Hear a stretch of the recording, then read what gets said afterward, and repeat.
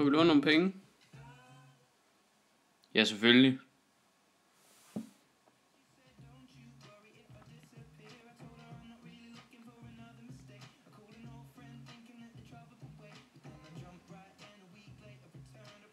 Hvor meget koster huset? 2,5 millioner. Jeg køber det bare.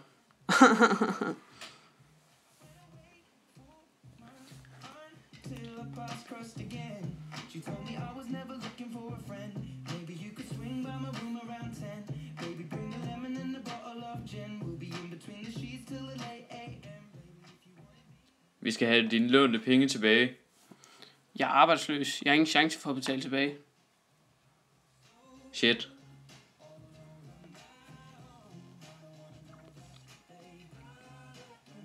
Min kunde kunne ikke betale tilbage. Det kunne min heller ikke. Der er ingen, der kan betale tilbage. Vi er fucked.